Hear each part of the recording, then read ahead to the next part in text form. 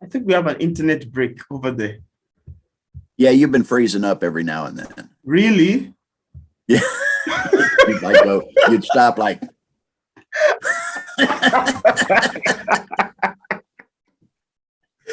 it's kind of funny. Hey, all right, I'm gonna start.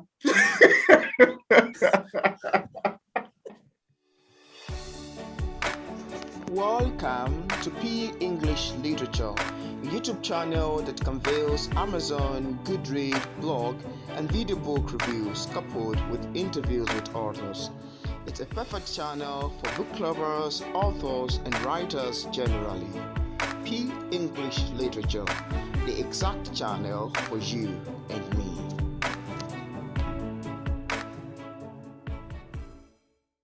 Hi there, viewers.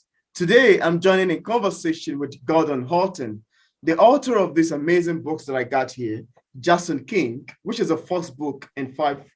Then we also have here Little Feather. It's a pleasure to have Mr. Gordon on the show. Hi there, Mr. Gordon. Good morning, Peter. How you doing? I'm doing very fine. It's a pleasure to have you on the show. It's nice to be here. Yeah, thank you so much. You know, Mr. Gordon, while I actually read your book, Jason King, I find it quite amazing. There are lots of things that you wrote there. There's a lot of information that's conveyed in it that had me feeling very intriguing. And I was going to ask you, how does this book come about? What inspired Jason King? I had written an autobiography. Okay. And I enjoyed it. I enjoyed the process. A lot of fun. So I thought I'd try my hand at fiction. And I'm a big science fiction and fantasy fan. Wow. You know, a lot of the big authors, Herbert, Asimov, McCaffrey. So I wanted to move along there, and I wasn't real sure how it would be received. So I wrote a short story, and I wanted to find an angle that was a little different. You know, I didn't want to write the same old thing. I wanted to put my own stamp on it. So I wrote this short story and I sent it out to some people to see if it was any good, you know, to see if, you know, I was wasting my time or if people would enjoy it. And I got a lot of positive feedback. Wow. So I expanded on that theme and took it further and made the book. And from the book, it became a series. And I now have at least 5 books planned for the series, and it has the potential for a lot more growth. Wow, that's fascinating. I so much love it. I so much love that. You know, another thing that I see about this book is that I see that the book asks a lot of theme to expand, ranging from shamanism to spirituality. Could you tell us why you've chosen to talk about that theme, particularly in this book? Well, to begin with, shamanism is spiritual. Yeah. A shaman is a spiritual person, a shaman or a medicine man or a witch doctor, whatever you want to call them. It's all basically the same thing. It's just known by a different name. And the Hopi, which is an American Indian tribe, have a prophecy that there will come a time when all the peoples of the world, all the various races, creeds, and colors will join together into one unit to bring about a change and put us back on a more natural path, a more balanced path that is sustainable and brings a better time for all of us. Oh, that's quite great. You know, I've also heard some things about shamanism. Like I read in one autobiography book in Time Park. So when I read it also in your book, I was like, wow, I find this quite enthralling. I was going to ask you about it. So in your book also, I found the act of Jason marrying off a granddaughter to the dead quite enthralling. You know, I was a bit skeptical about it, and I would love you if you can tell us a bit about this too. Geronimo has a plan. Okay. Okay. And he started it years before Jason King. His granddaughter was actually engaged to this young man. Okay. who was stationed overseas in the military. Yeah. And when he died overseas, it enabled Geronimo to put his plan into action. And all powerful magic requires a blood sacrifice. And you even find this in Christianity. The death of Jesus Christ, his blood had to be shed in order to bring about salvation for all of mankind. Yeah. So, and in any powerful magic, in any form or belief system that you follow, the most powerful magic requires a blood sacrifice. Oh, that's quite great.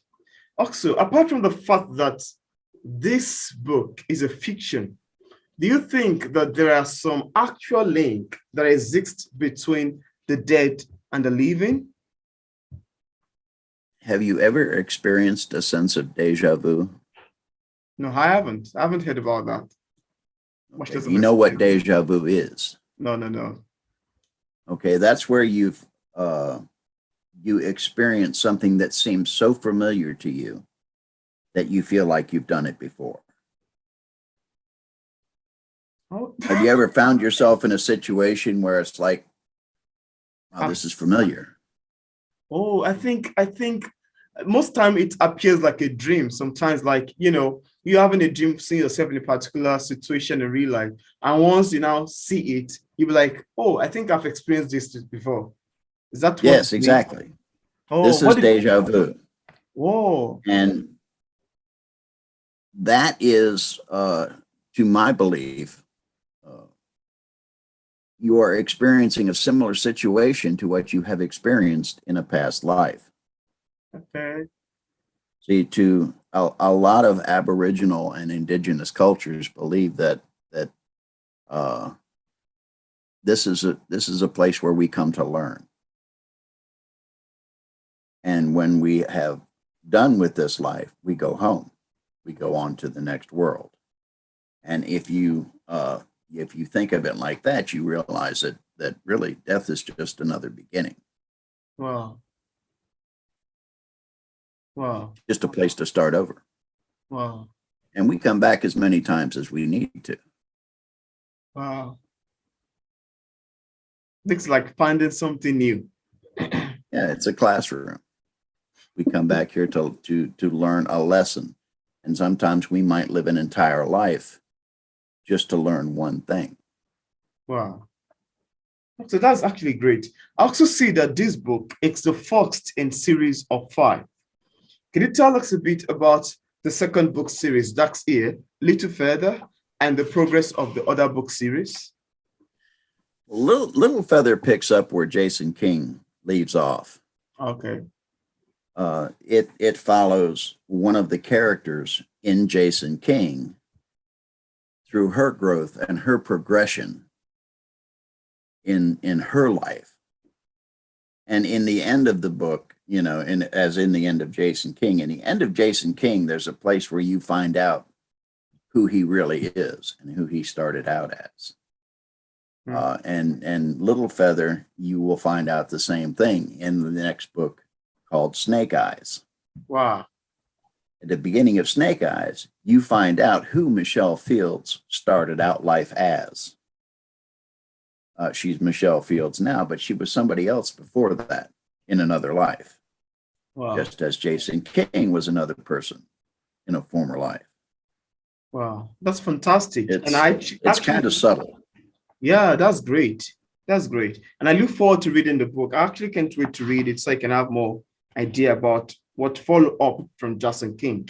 And the other series sounds a little bit enthralling. There is a prequel planned that I've already started a little bit on it, and I have of how it's going to progress. But it tells about how the apocalypse came about that damaged the barrier between worlds to allow the spirits to be able to come back so freely. And Jason King, the main theme through Jason King is the repair of that damage to that barrier.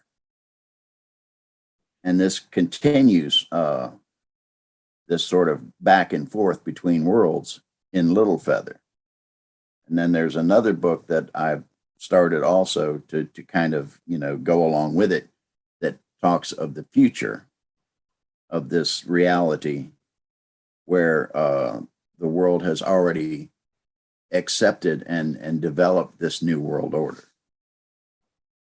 That's fun. So yeah, and this actually, there may be another book that involves Little Feather or Michelle Fields, and how she interacts with bringing about this new world order. So it might go 6. Wow. It's J.R.R. Tolkien. I don't know if you're familiar with his work. No. I have. He wrote The Lord of the Rings. Oh. Okay, now that started out as a bedtime story to his children. And he says the tale grew in the telling. So the more he told the story, the bigger it got. And that's what I'm finding out with this series here. The more I tell the story, the bigger it's getting. Yeah. So it has a lot of potential. Yeah. It goes extensively. Become extensive. It's I'm having a lot of fun with it, actually. It's That's great. I can exercise my imagination, which is quite extensive. Oh, that was great. Also, I was going to ask you, could you tell us what publishing is like for a published author like yourself? And what are the challenges that you've encountered in terms of marketing your books? And, what are the mediums that you've utilized so far in terms of promoting your books? Well, publishing has been a learning process. Okay. I am self-published. I started out on CreateSpace, which is now Kindle Direct Publishing. You can see the progression if you look at the books that I've written. In my first book, my first autobiography called I Drove a Crooked Mile, I wrote that under a different name. I had no idea what I was doing. And I did it all myself. Wow. But you can, and there are mistakes. There are things that I could have done better. But in the next book, you see that some of that has gotten a little bit better. And in Jason King, it's gotten a little bit better. Same with Little Feather. Little Feather, I think, is a better book than Jason King simply because it was more challenging to me because I had to think like a girl.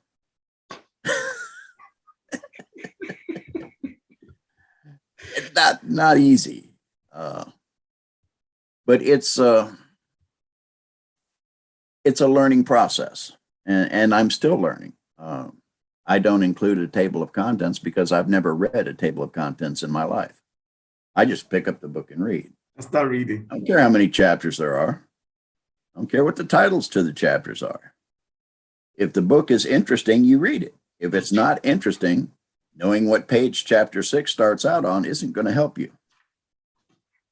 So, that's why I don't include a table of contents. As far as marketing goes, I am so busy in my regular job that I haven't really had a lot of time to learn about marketing. I don't have the knowledge or the resources to really put a lot into it. So, I'm not in any danger of becoming a bestseller anytime soon. But to me, if one person reads my book and enjoys it and gets something out of it, to me, that makes it a success. If I can entertain someone, even just a few people, even just one person, then it was worth my time to write this book. I'll be able to get into marketing a little better when I retire. Right now, I work 14 hours a day. Wow. 5 days a week. Wow. And I'm gone from home. I don't come home every night. I can't get off in the evening and come home and mow the grass. I can't come home in the evening and get in here and paint the fence or whatever. I have to do all this on the 2 days that I'm home. And on the second day, I have to go to bed early in the evening because I have to get up at 2:30 in the morning in order to be able to make it to my job and get in my truck and drive. I work for one of the biggest retailers in the world. Wow. And it's a long day. So I don't really have a lot of time. The poetry, I have a digital dictaphone that I can use when I'm going down the road. I can just dictate into this, but I can't dictate into my phone. Okay. So the poetry is a lot shorter. It's not 100,000 words, maybe 200 at the most. So it's easier to write the poetry when I'm on the job because I can dictate the ideas into my dictaphone and then polish it later when I stop. Yeah. Because it's a hefty fine if you get caught with a phone in your hand. Yeah. Or any electronic device while you're driving. So it's this new job has kind of slowed things down as far as the fiction goes. I was working on Snake Eyes this morning. I've gotten into that a little bit more, but I'm not always able to come home and get to work on the next book. So that's probably something that's not going to be completed until after I retire. That's but I'm not going to stop. Well, that's actually fun. I love the answer to that. Okay, I was also going to ask you, is there anything that you would love to share with the viewers about Jason King? And probably little further that I haven't mentioned in my interview, and you just love the viewers to know? It has a theme. It has a message. Okay. And I think it's an important message. If you look at all the various belief systems and religions in the world, objectively, you discover that they have a lot more similarities than they do differences. And if we would concentrate on that, on the similarities as opposed to the differences, this world would be a much better place. Yeah. We would go back to a more balanced lifestyle. We would eliminate some of the obsessive greed and collect more than what you need. And we have gotten into a place where acquisition is the goal. And life itself should be the goal. And that's kind of what the message of these books is about, that we need to be more in balance. And to be more in balance, you can't really have more than you need. Yeah, that's great. That's quite fascinating to me. I was also going to ask you, as a published author, what sort of advice do you have for other writers who are still struggling with publishing a book like yours? What would you tell someone in this category? Don't quit. And quit. A lot of people get frustrated or deserve to be. It can be frustrating. It can difficult. It's not always easy.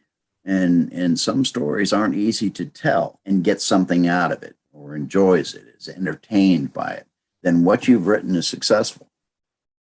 It doesn't matter. I mean, people don't write for fame. People don't write for riches. People write because they have something to say. Yeah, exactly.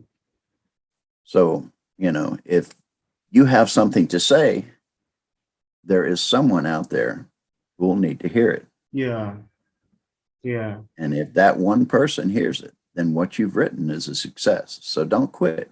Yeah. Keep plugging. Keep going. Keep winging it if you have to. I mean, that's all I'm doing. Yeah. I'm just winging it. Yeah.